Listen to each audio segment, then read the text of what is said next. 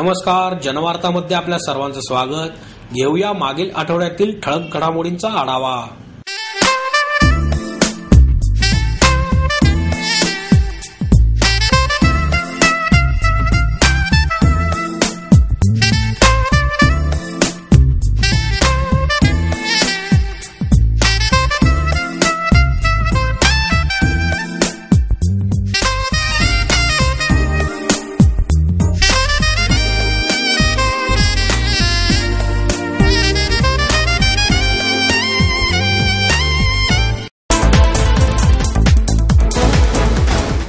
Pune police आयुक्तालय आणि विघ्नहर्ता यांच्या वतीने जातीय सलोखा राखण्यासाठी एकता दौडचे आयोजन करण्यात आले।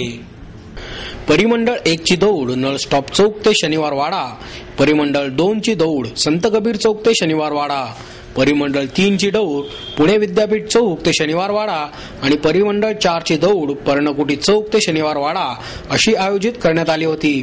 चारही परिमंडळाचे नेतृत्व पोलीस उपायुक्त ज्ञानेश्वर फडतरे, रघुनाथ खैरे, डॉक्टर ज्ञानेश्वर चव्हाण आणि संजय जाधव यांनी केले। त्यांच्या समवेत त्या परिमंडळातील शांतता समिती सदस्य, महिला दक्षता समिती सदस्य, पोलीस विद्यार्थी अभियानातील विद्यार्थी, विघ्नहर्ता न्यासचे दत्तक योजनेतील विद्यार्थी, विघ्नहर्ता न्यासचे सदस्य आणि विविध शाळेतील 250 ते 300 विद्यार्थी सहभागी झाले होते। या विद्यार्थ्यांनी सर्व धर्म समभावाचा संदेश देणारे बोर्ड हातात धरले होते। सर्व परिमंडळातून निघालेल्या दौड ही शनिवारवाडा पटांगणावर पोहोचल्यावर विद्यार्थ्यांनी देशभक्तीपर गीते सादर केली। यावेळी पोलीस आयुक्त मीरा बोरवणकर, माजी कसोटीपटू चंदू बोर्डे, विघ्नहर्ता न्यासाचे राजीव साबळे, मिलिंद भोई, महाराष्ट्र कबड्डी संघाचे माजी कप्तान शांताराम जाधव आदी उपस्थित होते। जातीय सलोखा कायम राहावा यासाठी दौडचे आयोजन केले असल्याचे ज्ञानेश्वर फडतरे यांनी यावेळी सांगितले।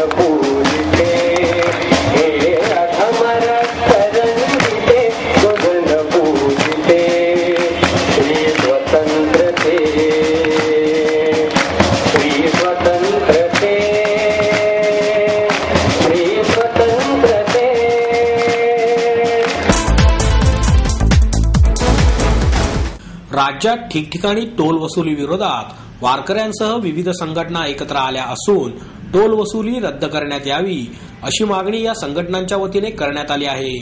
टोल वसुलीतून मोठी लूट होत असल्याने वारकरी संप्रदायाचे बंड्यादाता कराडकर, त्यांच्यासह क्रांतीवीर प्रतिष्ठान, व्यसनमुक्ती युवा संघ, महाराष्ट्र आणि शेतकरी संघटना, सजग नागरिक मंच, नागरिक कृती मंच, ग्राहक संघ, नगर यासारख्या विविध संस्था एकत्रित आल्या आहेत। त्यांनी केलेल्या पाहणीतून टोल वसुलीतील काही आक्षेपार्ह गोष्टी समोर आल्या आहेत। रस्त्याचे कोणतेही टेंडर हे ग्लोबल टेंडर असावे, ते स्थानिक वर्तमानपत्रात देऊ नये अशी अपेक्षा समितीने व्यक्त केली आहे। शासनाचा बीओटी तत्वाची ढाल पुढे करून राजकीय नेते, शासकीय अधिकारी, मोठे कॉन्ट्रॅक्टर यांनी संगनमत करून लूट केल्याचा आरोपही कराडकर यांनी केला. एकूण खर्चाच्या 98% काम झाल्यानंतर तसेच उर्वरित काम 60 दिवसांच्या आत करणे अपेक्षित असताना टोल वसुलीचे प्रमाणपत्र दिले जाते. मात्र टोल वसुली लवकर चालू करण्यासाठी 98% काम नसतानाही प्रमाणपत्र दिले जाते. नवीन पायाभूत सुविधा निर्माण करण्याऐवजी जुन्या रस्त्यांचे रुंदीकरण करून सर्रास टोल वसुली केली जाते. टोल रोडमुळे अपघात कमी होण्याऐवजी वाढले असून टोल गोळा करण्यास जादा मार्ग न ठेवल्याने वाहनांचा आणि लोकांचा वेळ वाया जात आहे. यासारख्या विविध आक्षेपार्ह गोष्टी समितीने मुख्यमंत्र्यांच्या निदर्शनास आणून दिल्या आहेत. मात्र त्यांचे याकडे दुर्लक्ष होत असल्याचा आरोप करण्यात आला आहे. तसेच जनतेची होणारी लूट थांबवावी, तसे न केल्यास तीव्र आंदोलन छेडण्याचा इशाराही या संघटनांनी यावेळी दिला. जन आंदोलनावर आधारित म्हणून हा भारत माझा हा चित्रपट न पाहता एका कुटुंबाची गोष्ट म्हणून पहा, असे आवाहन दिग्दर्शिका सुमित्रा भावे यांनी केले. जनलोकपाल विधेयकासाठी अण्णांनी छेडलेले जन आंदोलन आणि त्यासाठी देशभरातील तरुणांनी दिलेला पाठिंबा या पार्श्वभूमीवर दिग्दर्शक सुनील सुक्तनकर आणि सुमित्रा भावे यांनी हा भारत माझा हा चित्रपट दिग्दर्शित केला आहे. याविषयी भावे म्हणाल्या, अण्णांनी ज्यावेळी आंदोलन सुरू केले आणि त्यानंतर देशभरातील तरुणांनी त्याला मोठ्या प्रमाणात प्रतिसादही दिला. त्या दरम्यान जनमानसात रंगणाऱ्या चर्चा, प्रसार माध्यमांमधील वार्तांकने यातून या चित्रपटाचे कथानक सुचले आणि आता लगेच चित्रपट निर्मितीची प्रक्रिया सुरू झाली पाहिजे असे ठरवले. त्यासाठी मी एका रात्री चित्रपटाचे कथानक लिहून काढले. त्यानंतर संबंधित कलाकारांना तयार केले. सर्व कलाकारही मानधन न घेता चित्रपटात काम करण्यासाठी तयार झाले. मोठ्या कॅमेऱ्यावर चित्रीकरणासाठी पुरेसे आर्थिक पाठबळ नसल्याने चित्रपट डिजिटल कॅमेऱ्यावर बनवला. याची जबाबदारी अमित गोळे यांनी सांभाळली आहे. एरवी हिंसक मार्गाने जाणारी तरुण पिढी अण्णांच्या आंदोलनात गांधी मार्गाने सहभागी झाली. हा विषय मनात आला आणि हेच समाजासमोर आणावे या उद्देशाने चित्रपट बनवल्याचे भावे यांनी सांगितले.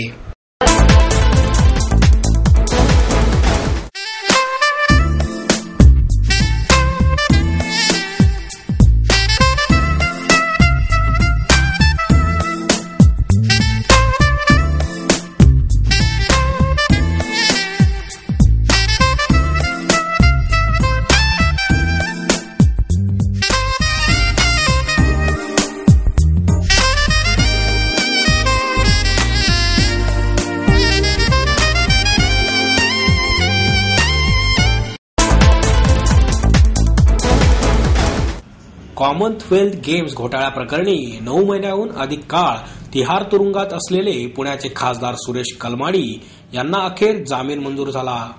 सुरेश कलमाडी यांच्या सुटकेमुळे पुणे शहरातील आगामी महानगरपालिकांच्या निवडणुकीचे संपूर्ण चित्रच आणि समीकरणे बदललेली असून विरोधी पक्षाचे तसेच काँग्रेस पक्षातील कलमाडी विरोधकांचे धाबे दणाणलेले आहेत. सुटकेचे वृत्त समजताच गुरुवारी सकाळपासून सुरू होणाऱ्या काँग्रेस पक्षातील इच्छुकांच्या मुलाखतीचा कार्यक्रम आयोजित करण्यात आला होता. यावेळी कलमाडी समर्थकांनी जल्लोष करून फटाक्यांची आतिषबाजी केली. काँग्रेस भवनातील वातावरण एकाकीच बदलले आणि कार्यकर्त्यांनी तेथे जोरदार फटाकेबाजी केली आणि घोषणाही दिल्या. पूर्ण काँग्रेस भवन एकाच जल्लोषात दिसत होते.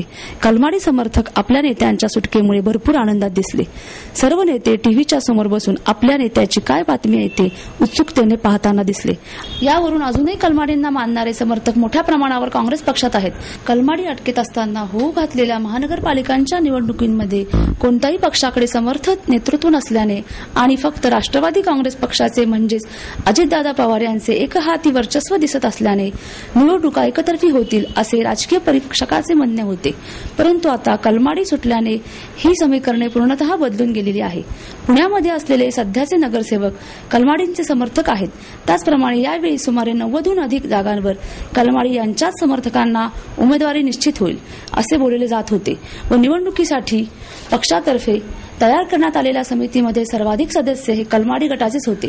जरी काँग्रेस पक्षाने सुरेश कलमाडी यांना पक्षातून निलंबित केले असले तरी या निवड समितीच्या सदस्यांमार्फत सुरेश कलमाडी आपली अजितदादा विरुद्धची राजकीय खेळी खेळतील. त्यातच काँग्रेस पक्षाने कलमाडींनंतर पुण्याचे नेतृत्व पतंगराव कदम आणि हर्षवर्धन पाटील यांच्याकडे देऊ केले होते. परंतु अजितदादांना टक्कर देण्यास हे दोघेही असमर्थ ठरल्याचे बोलले जात होते. पश्चिम महाराष्ट्रात आणि पुण्यासारख्या जिल्ह्यात काँग्रेसला वर्चस्व सिद्ध करण्यासाठी सुरेश कलमाडी सारख्या नेत्याची मदत घ्यावीच लागेल असे यावरून दिसते. त्यामुळे अजितदादा विरुद्ध सुरेश भाई यांच्यातील सामन्याचा दुसरा डाव पुणेकरांना पाहण्यास मिळणार आहे. सुरेश कलमाडी यांच्या सुटकेनंतर पक्षातील प्रमुख नेत्यांच्या घेतलेल्या या प्रतिक्रिया. सुरेश कलमाडी यांना जामीन मिळाला ही सर्वांनाच आनंदाची गोष्ट आहे. आमच्या पक्षांतर्गतच नव्हे, पक्षाच्या बाहेर लोकांना जे घडलं सुदैवानं दुर्दैवानं ते नेमकं काय यासंबंधीचा न्यायालय निर्णय घेईल.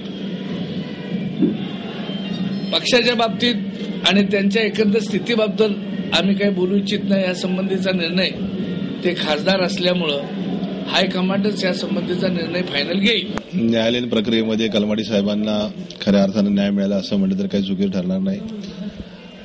आणि महापालिकेच्या निवडणुकीच्या मध्ये प्रचारामध्ये भाग घेतील की नाही हे पक्षश्रेष्ठी ठरवतील. परंतु कार्यकर्त्यांमध्ये निश्चितपणानं उत्साह आहे, कारण पुण्याचे खासदार म्हणून कलमाडींनी जे पूर्वी चांगलं काम केलेलं आहे ते सर्वसामान्य पुणेकरांना निश्चितपणानं माहिती आहे. ज्यावेळी आरोप सिद्ध होतील त्यावेळी पाहता येईल, कारण की आजपर्यंत आरोप कुठलेही सिद्ध झालेले नाहीयेत. हे फक्त गुन्हे त्यांच्यावरती दाखल झाले म्हणून तो आरोपी होत नाही किंवा त्याच्या संदर्भात सातत्यानं जी चर्चा केली जाते अशा पद्धतीचं वातावरण इथून पुढच्या कालावधीमध्ये पुणे शहरामध्ये राहणार नाही. कारण की कलमाडी देखील तळागाळातल्या कार्यकर्त्यांमध्ये राहिलेले आहेत आणि सर्वसामान्य नागरिकांचं दुःख त्यांना निश्चितपणे त्याची जाण आहे. त्यामुळे भविष्यामध्ये काय होईल याच्यापेक्षा इथून पुढच्या कालावधीमध्ये आपण काय करणार आहोत आणि काँग्रेसचा कार्यकर्ता देखील सक्षम आहे. या निवडणुकीमध्ये तो निश्चितपणाने चांगलं उत्तर देईल आणि पुणे महानगरपालिकेमध्ये निश्चितपणाने काँग्रेस पक्षाची सत्ता आल्याशिवाय राहणार नाही. खासदार सुरेश कलमाडी यांना त्या ठिकाणी जामीन मिळालेला आहे. न्यायालयीन प्रक्रियेमध्ये त्यांना हा एक न्याय मिळालेला आहे आणि मला असं वाटतं की त्यांना जामीनवर सुटल्यामुळे काँग्रेस कार्यकर्त्यांना पुण्यातलं एक मानसिक बळ मिळणार आहे. महानगरपालिकेच्या निवडणुका जवळ आलेल्या, त्यांनी प्रचारामध्ये सहभागी व्हायचं नाही व्हायचं याच्या संदर्भातला निर्णय हा काँग्रेस सृष्टी घेतील. परंतु आज मात्र काँग्रेसच्या कार्यकर्त्यांना मानसिक बळ नक्की वाढलेलं आहे, हे मात्र नक्की. 20 वर्ष ज्याच्याशी आम्ही काम केलं ते बाहेर आलं तर आम्हाला नक्कीच आनंद होणार आहे. हायकमांड जे आदेश त्यांना देतील त्याप्रमाणे कलमाडी साहेब काम करतील, त्याच्याबरोबर काँग्रेस पक्ष काम करेल. आनंद अख्ख्या पुणे शहराला सगळ्यालाच होणार आनंद. 20 वर्षाचे जवळचे संबंध आहेत त्यांच्याशी, निकटवर्ती आमचे संबंध आहेत. अशी वेळ कोणावरही येऊ नये. जी आली ती परमेश्वराने आली ती टळली आता आणि आनंदाचं वातावरण आहे. गुजरातमधील अभय आयाचित यांनी चपात्या करणारे यंत्र तयार केले असून त्याद्वारे एका तासात तब्बल 900 चपात्या तयार करणे शक्य होणार आहे. मोठी रुग्णालये, मंदिराजवळील अन्नछत्र अशा ठिकाणी हजारो जणांसाठी स्वयंपाक करावा लागतो. मात्र इतक्या मोठ्या जेवणावळींसाठी चपात्या करणे सर्वात अवघड काम असते. त्यासाठी अभय आयाचित यांनी चपात्या करणारे यंत्र तयार केले असून त्याद्वारे एका तासात तब्बल 900 चपात्या करणे शक्य होणार आहे. आयाचित हे गुजरातमधील वडोदऱ्याचे रहिवासी असून त्यांनी 7 वर्षे संशोधन करून हे मशीन तयार केले आहे. हे मशीन सुमारे 12 फूट लांब असून त्यामध्ये पीठ मळून टाकल्यानंतर त्याचा गोळा तयार करणे, लाटणे, दोन्ही बाजूने भाजणे, त्यानंतर तेल लावणे अशी प्रक्रिया आहे. एका मिनिटाला 15 चपात्या याप्रमाणे तासाला 900 चपात्या करणे शक्य होणार आहे. स्वयंचलित यंत्रावर चपात्या केल्या तरी त्या 12 तासापर्यंत मऊ राहतात असे आयाचित यांनी सांगितले. हजारोंच्या संख्येने जेवणावळी होत असताना अशा ठिकाणी चपात्या करण्यासाठी हे यंत्र उपयोगी आहे. शेगाव येथील श्री गजानन महाराज देवस्थान, गुजरातमधील भावनगर येथील हनुमान आश्रम आदी ठिकाणी या मशीनचा वापर सुरू होत आहे. 900 चपात्यांसाठी 2 किलो गॅस आणि 7 युनिट विजेचा वापर होतो. सरासरी एका चपातीसाठी 80 पैसे खर्च होतो असे आयाचित यांनी सांगितले. नमस्कार, मी अभय कुमार वसंतराव आयाचित, प्रामा किचन इक्विपमेंट, मंजूसर, बरोडा येथे एक छोटेसा कारखाना आहे. आम्ही एक यंत्र तयार केलेलं आहे. पूर्ण स्वयंचलित यंत्र, पोळीचं मशीन आहे. त्यामध्ये तुम्ही कणिक भिजवलेली एका बाजूनी टाकलेली असताना त्या मशीनमध्ये पोळ्या आपोआप तूप लावून बाहेर येत असतात. या मशीनला फक्त एकच माणसाची गरज असते पोळ्या करण्यासाठी आणि कणिक नुसती आतमध्ये ठेवल्यानंतर, होपर म्हणतो आपण ज्याला, त्याच्यात ठेवल्यानंतर पोळ्या आपोआप लाटून, शेकून, फुगून आणि त्याला तूप लावून बाहेर येत असतात. तासाला 900 पोळ्या या मशीनमधून येत असतात आणि पूर्ण शेकलेल्या असतात. विशेषतः या मशीनची गोष्ट म्हणजे पोळ्या एकदम नरम असतात. या मशीनच्या पोळ्या असतात. आपण सगळीकडे पाहतो पोळ्यानंतर आपण म्हणतो कडक होतात वगैरे, पण या मशीनमध्ये ज्या पोळ्या तयार होतात त्या अत्यंत मऊ होतात आणि कोणालाही सहज खाऊ शकतील इतक्या नरम असतात. दुसरी गोष्ट, या मशीनला आम्ही एक काउंटर म्हणतो की जेणेकरून आपण किती पोळ्या झाल्यात हे मापणी सुद्धा करू शकतो की 100, 200, 500 म्हणजे कुठे कुठे 500 पोळ्या सप्लाय करायच्या असतील तर त्या काउंटरपासून तुम्ही मोजून तेवढ्या पोळ्या सप्लाय करू शकता. आणि जो काउंटर दिलेला आहे तो इतका परफेक्ट आहे की असं नाही होणार की ही पोळी कमी जास्त झाली की 525 तर 525च पोळ्या झालेल्या असतात. या मशीनमध्ये 3 फेज लाईन इलेक्ट्रिक सप्लाय पण लागतो, तसेच गॅसचा वापर पण केलेला आहे. पोळी शेकायसाठी आम्ही गॅसचा सुद्धा वापर केलेला आहे. 7 युनिट एका तासात कन्झम्पशन आहे. या मशीनला 7 युनिट लागतात आणि गॅस कन्झम्पशन याचे 2 किलो एका तासाला गॅस कन्झम्पशन आहे या मशीनचे. बर्ड्स अँड ब्लूम्स या पुष्प प्रदर्शनाचे एम्प्रेस गार्डन येथे 20 ते 22 जानेवारी दरम्यान आयोजन करण्यात आले. या पुष्प प्रदर्शनाचे उद्घाटन 20 जानेवारी रोजी विभागीय आयुक्त प्रभाकर देशमुख यांच्या हस्ते करण्यात आले. हे प्रदर्शन 21 आणि 22 जानेवारी रोजी सकाळी 9 ते रात्री 8 या वेळेत सर्वांसाठी खुले राहणार आहे. या पुष्प प्रदर्शनाच्या निमित्ताने मोना पिंगळे आणि शशी शेट्टी यांच्या जपानी पद्धतीच्या पुष्परचना तसेच मोहक फाउंडेशन यांनी विशिष्ट विषयावर सादर केलेल्या पुष्परचना पुष्परसिकांना पाहण्यास मिळणार आहे. याचबरोबर पुणे महापालिका, पिंपरी महानगर पालिका यांच्या मार्फत तयार करण्यात येणाऱ्या उद्यानांच्या प्रतिकृती तसेच श्रीमती अवलोकनिता माने यांनी विविध पालेभाज्या व फळभाज्या वापरून तयार केलेली शिल्पे आणि श्रीमती सुनीता शिर्के, मंगला राव व सहकारी यांचे दुर्मिळ असे बोन्साय वृक्ष देखील प्रदर्शनामध्ये पाहाव्यास मिळणार आहेत. तसेच प्रदर्शन कालावधीमध्ये लहानांसाठी तसेच मोठ्यांसाठी देखील अनेक कार्यक्रमांचे आयोजन करण्यात आलेले आहे. यामध्ये मुख्यत्वे करून जादूचे प्रयोग, लहान मुलांसाठी गोष्टी, मान्यवरांची व्याख्याने, स्लाइड शो अशा विविध कार्यक्रमांचे आयोजन करण्यात आलेले आहे. याचबरोबर पुष्प प्रदर्शनामध्ये विविध विभागात सहभागी होऊन बक्षीस मिळवणाऱ्या स्पर्धकांना कॅन्टोन्मेंट बोर्डाचे मुख्य कार्यकारी अधिकारी RC जगताप यांच्या हस्ते पारितोषिक वितरण करण्यात येणार आहे.